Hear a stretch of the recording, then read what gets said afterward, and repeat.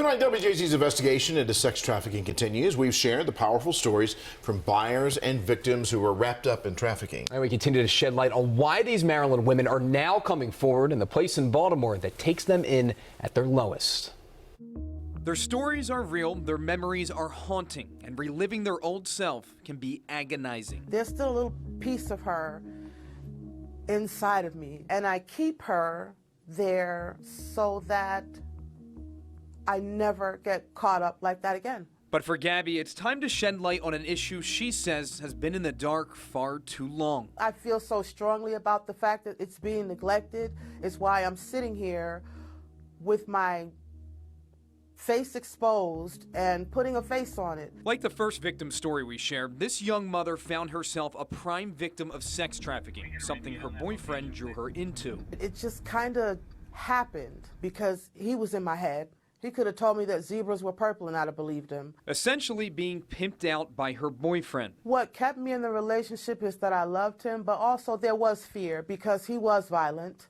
They scare you into believing that if you run, not only are you going to die, but so will your family. But for both of these victims, it's a place in Baltimore called the Samaritan Women's Shelter that pulled them out of hell. Gene Allard has seen it all. Maybe we're not grasping just how big of a problem it is right now. And we're challenged by the fact that we really can't. It's not as quantifiable. There's not a census for this type of activity. It's underground. It's often hidden in plain sight. Women coming through their doors at rock bottom, hoping to be transformed. I would say probably 75 to 80% of them have substance abuse issues. I have yet to meet a gal who wasn't beaten. So it's trauma upon trauma.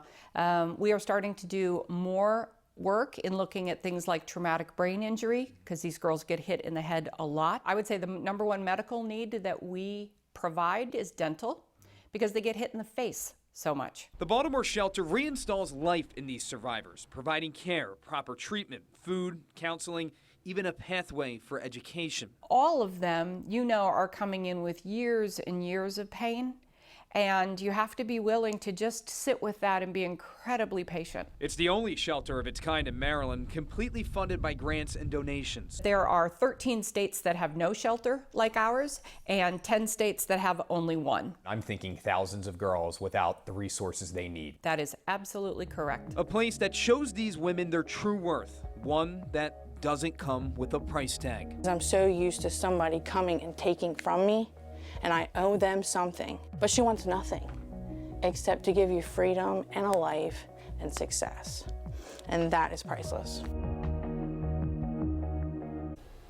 It's a program that strictly runs on donations and volunteers. For more information on how to help, just head to our website, WJZ.com. You and I both have been out at that location. We can tell the good work that they're doing. Well, you know, the donations that go in there, tell us specifically what they go for. So they say that it takes about $32,000 a year on average to take care of a woman. That money goes towards, of course, food, clothing. Some of them come in with nothing, education. And you heard there in the story, just in case you missed it, they need money for treatment for traumatic brain injuries and dental work, because a lot of these women are coming in with their teeth knocked out. Sure, got it. Well, we're glad that we're able to cover this story. Hopefully it does some good. Absolutely.